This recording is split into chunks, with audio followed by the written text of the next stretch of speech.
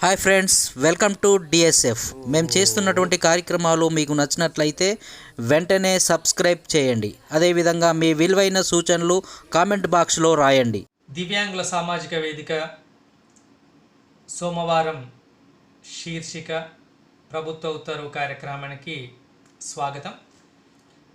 ఈ వారం income tax క్యాలిక్యులేషన్కి సంబంధించి వాటి సెక్షన్లు, విధి విధానాలు, దానికి సంబంధించిన అంశాలను గురించి తెలుసుకుందాం.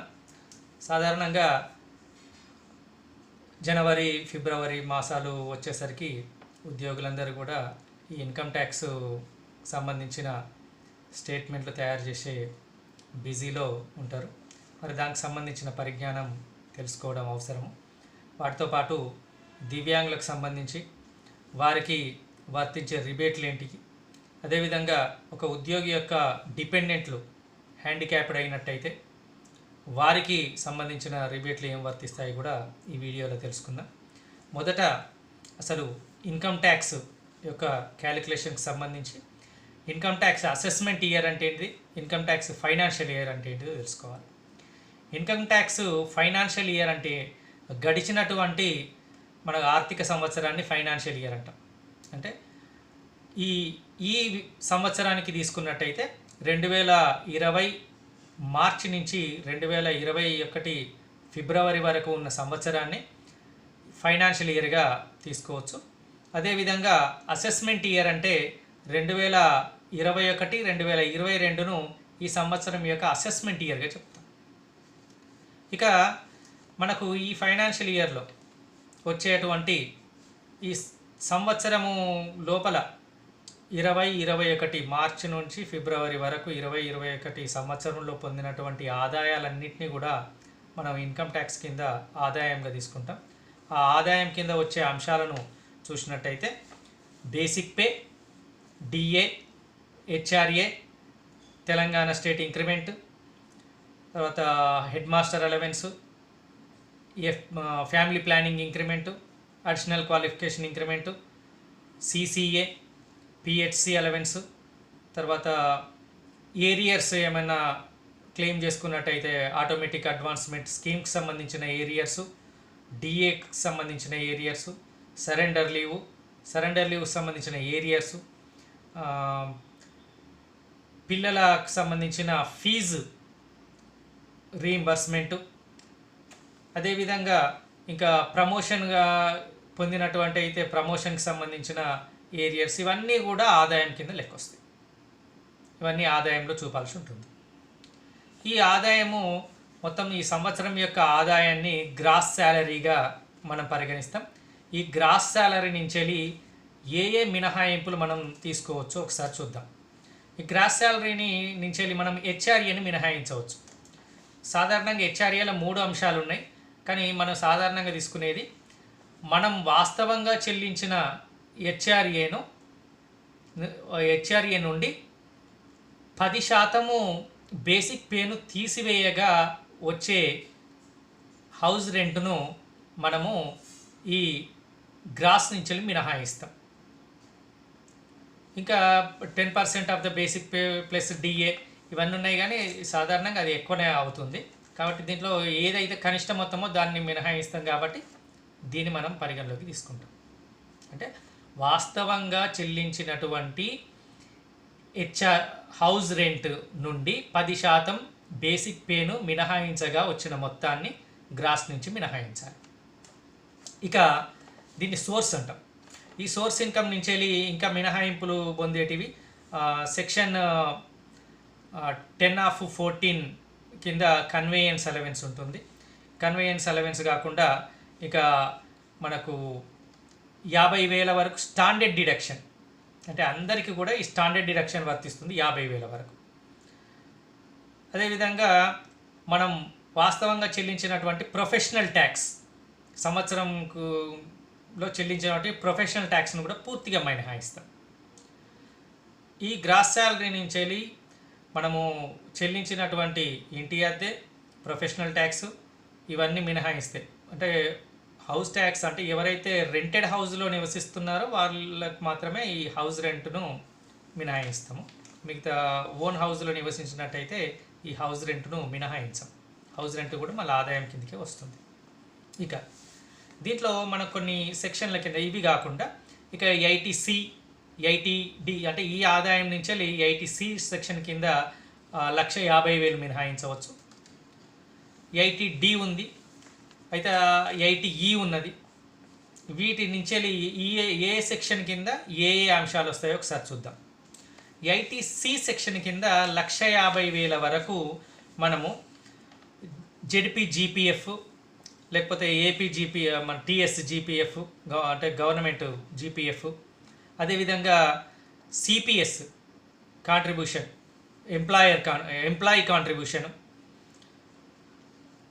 ఏపీజీఎల్ఐ, టీఎస్జీఎల్ఐ, తర్వాత GIS group insurance scheme, LIC premium మనం చేతిగుంట కట్టింది కానీ శాలరీ సేవింగ్స్ స్కీమ్ ద్వారా కట్టింది కానీ, చిల్డ్రన్ ట్యూషన్ ఫీజు 2 పిల్లలకు మించకుండా చిల్డ్రన్ ట్యూషన్ ఫీజు, అట్లాగే మనము హౌస్ లోను కానీ హౌస్ అడ్వాన్స్ కానీ తీసుకున్నట్టయితే దానికి చెల్లించినటువంటి ప్రిన్సిపల్ అమౌంట్, అదేవిధంగా 5 సంవత్సరాలకు మించి లేదా గరిష్టంగా 5 సంవత్సరాల వరకు చేసినటువంటి ఫిక్స్డ్ డిపాజిట్, నేషనలైజ్డ్ బ్యాంకులో కానీ పోస్ట్ ఆఫీస్లో కానీ చేసినటువంటి ఫిక్స్డ్ డిపాజిట్, అదేవిధంగా నేషనల్ సేవింగ్ స్కీమ్ ఈ ఆర్థిక సంవత్సరంలో చేసిన నేషనల్ సేవింగ్ స్కీమ్ మొత్తము, పిఎల్ఐ యాన్యువల్ సబ్స్క్రిప్షను అంటే ఏ మంత్లీ కడితే మొత్తం ఈ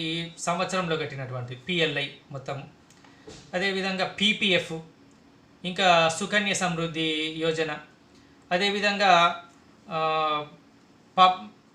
పబ్లిక్ స్కీమ్స్లో చేర్చినటువంటి మొత్తం ఏది ఉన్నా కూడా ఈ ఐటీసీ సెక్షన్ కింద మొత్తము 1,50,000కు మించకుండా మాత్రమే, గరిష్టంగా 1,50,000 మాత్రమే తీసేయగలం. ఒక్కటి పెట్టినా 1,50,000, అన్నీ కలిపినా కూడా 1,50,000 మాత్రమే గరిష్టంగా మినహాయింపు లభిస్తుంది. ఇంకా ఐటీడి కింద కొన్ని మినహాయింపులు ఉన్నాయి. ఈ ఐటీడి కింద చూసినట్టయితే ఈ ఐటీడి కిందనే మనకు మెడికల్ ఇన్సూరెన్స్ స్కీమ్స్కి సంబంధించి కానీ మెడికల్కి సంబంధించిన రిబేట్లు వర్తిస్తాయి. మెడికల్ ఇన్సూరెన్స్కు ప్రీమియం స్వంతానికి కానీ పిల్లల పేరు మీద కానీ స్పౌస్ పేరు మీద కానీ చేసినటువంటి మెడికల్ ఇన్సూరెన్స్ ప్రీమియము గరిష్టంగా 25,000 వరకు మినహాయింపు లభిస్తుంది. ఒకవేళ తల్లిదండ్రులు సీనియర్ సిటిజన్స్ అయినట్టయితే సీనియర్ సిటిజన్స్ మీద చేసినటువంటి మెడికల్ ఇన్సూరెన్స్ ప్రీమియంకు 50,000 వరకు గరిష్టంగా మినహాయింపు లభిస్తుంది. ఇది ఐటీడి కింద. అదేవిధంగా ఐటీడి కింద పిల్లలు ఉద్యోగి యొక్క పిల్లలు హ్యాండిక్యాప్డ్ అయినట్టయితే 40% మించి 80% లోపల ఉన్నటువంటి హ్యాండిక్యాప్డ్ పిల్లలకు వారి యొక్క మెడికల్ ట్రీట్మెంట్కి సంబంధించి 75,000 వరకు మినహాయింపు లభిస్తుంది. ఒకవేళ పిల్లలు 80% మించి వైకల్యం ఉన్నవారైతే వారి యొక్క మెడికల్ ట్రీట్మెంట్ మీద 1,25,000 వరకు మినహాయింపు పొందవచ్చు. ఇక ఐటీసీసీడి కింద మనం ఐటీసీసీడి కింద 2 రకాలు ఉన్నాయి. CCD 1 ఉంది, CCD 2 ఉన్నది. CCD 1 ఏమో మనకి ఇంతకుముందు ఐటీసీ కింద లభించిన సిపిఎస్ కానీ వాటి అన్ని మినహాయింపులు పోను ఇంకా ఎక్కువగా మనం చెల్లించినటువంటి సిపిఎస్ కాంట్రిబ్యూషన్ ఏదైతే ఉందో మొత్తం ఈ ఆదాయానికి మించి ఈ ఆదాయం తర్వాత అదనంగా కూడా మనం CCD 1 కింద మనం పొందవచ్చు. అంటే 1,50,000 లోపల ఐటీసీ కింద లభించిన మినహాయింపుకు ఇది అదనం. ఇక CCD 2లో ఎంప్లాయర్ కాంట్రిబ్యూషన్ కూడా మనం మినహాయింపు కింద పోవచ్చు. ఎంప్లాయీ కాంట్రిబ్యూషన్ అంటే గవర్నమెంట్ కాంట్రిబ్యూషన్. మనం 10% ఎంప్లాయీ అయితే గవర్నమెంట్ కాంట్రిబ్యూషన్ 10% ఉంటుంది కదా, ఆ గవర్నమెంట్ కాంట్రిబ్యూషన్ కూడా మనం ఐటీసీసీడి కింద మనం మినహాయింపు కింద మనం క్లెయిమ్ చేసుకోవచ్చు. ఇది అట్లాగే ఐటీఈ కింద మనం ఎడ్యుకేషన్ లోను, మన పిల్లల పేరు మీద ఎడ్యుకేషన్ లోన్ తీసుకున్నట్టయితే ఈ ఎడ్యుకేషన్ లోన్కు సంబంధించి ఇంట్రెస్ట్, మనం చెల్లించిన ఇంట్రెస్ట్ను వాస్తవమైన ఇంట్రెస్ట్ను పూర్తిగా మినహాయింపు పొందవచ్చు. అదే ఐటీఈఈ కింద హౌసింగ్ లోన్ వస్తుంది. ఈ హౌసింగ్ లోన్కు సంబంధించి మనము 2 లక్షల వరకు ఇంట్రెస్ట్, హౌసింగ్ లోనుకు చెల్లించినటువంటి వాస్తవమైన ఇంట్రెస్ట్ను 2 లక్షల వరకు మినహాయింపు పొందవచ్చు. ఈ హౌసింగ్ లోను 2016-17కు మునుపు 16-17 తర్వాత 16-17 లేదా 16-17 తర్వాత ఈ హౌసింగ్ లోన్ పొందినటువంటి వారికి ఒకే ఇల్లు ఉన్నట్టయితే అది దాని యొక్క విలువ, లోన్ యొక్క విలువ 30 లక్షల లోపు ఉన్నట్టయితే ఇంకా అదనంగా 50,000 మినహాయింపు, 2 లక్షలు కాకుండా 2,50,000 వరకు మినహాయింపు పొందవచ్చు. అదే ఇంటి యొక్క వాస్తవ విలువ 40 లక్షల నుండి 2019-20 సంవత్సరంలో కానీ దాని తర్వాత కానీ తీసుకున్న వాళ్ళకు ఇంకా అదనంగా 2 లక్షలు ప్లస్ 1,50,000 అదనపు మినహాయింపు కూడా పొందవచ్చు. అంటే హౌసింగ్ లోన్ ఇంట్రెస్ట్ మీద, హౌసింగ్ లోన్ ప్రిన్సిపల్ ఏమో ఐటీసీ కింద వస్తుంది, అంటే ఈ 1,50,000 లోపల. హౌసింగ్ లోన్ మీద ఉన్న ఇంట్రెస్ట్ ఏమో ఐటీడీ కింద వస్తుంది. ఇది మనకు సోర్స్ నుంచి వెళ్ళి మినహాయింపు పొందవచ్చు. ఇక ఐటీయు సెక్షన్ కింద ఎంప్లాయీ తనే డిజేబుల్ అయినట్టయితే వారి యొక్క మెయింటెనెన్స్ కింద మనము రిబేట్ పొందవచ్చు. 80% కంటే తక్కువ ఉండి కనీసం 40% వైకల్యం ఉండి 80% కంటే తక్కువ వైకల్యం ఉన్న ఎంప్లాయీ వారి యొక్క మెడికల్ మెయింటెనెన్స్ కింద 1,25,000 వరకు మినహాయింపు పొందవచ్చు. అదే 80% పైన వైకల్యం ఉన్న ఎంప్లాయీ 2 లక్షల వరకు కూడా ఈ మెయింటెనెన్స్ కింద రిబేట్ పొందవచ్చు. దీనికి ఈ మెడికల్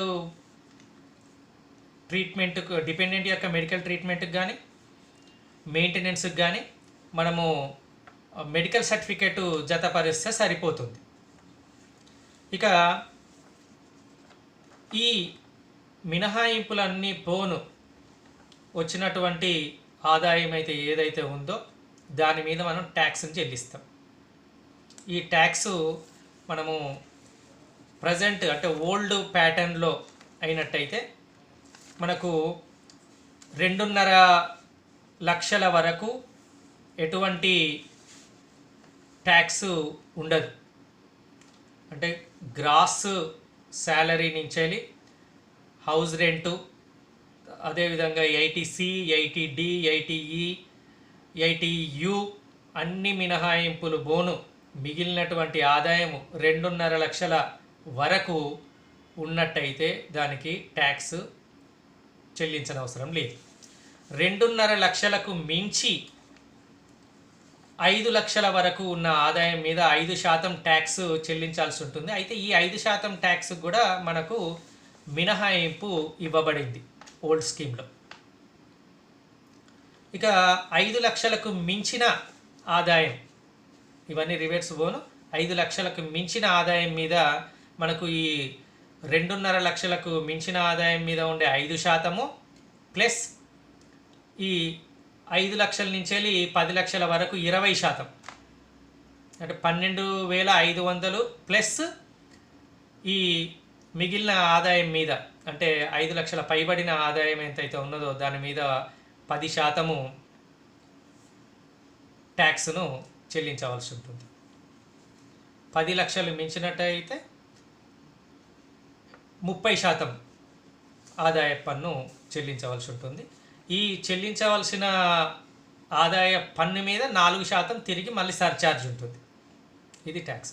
ఇక కొత్త స్కీమ్లు అంటే లాస్ట్ ఇయర్ ప్రవేశపెట్టినటువంటి స్కీమ్ ఏంటంటే న్యూ ప్యాటర్న్. ఈ న్యూ ప్యాటర్న్లో ఉన్నటువంటి విషయం ఏంటంటే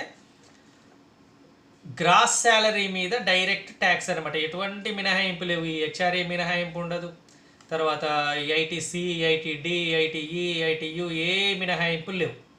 మొత్తం గ్రాస్ శాలరీ మీద ఈ ట్యాక్స్ పడుతుంది. గ్రాస్ శాలరీ మీద 5 లక్షల వరకు 2.5 లక్షల వరకు మినహాయింపు లభిస్తుంది.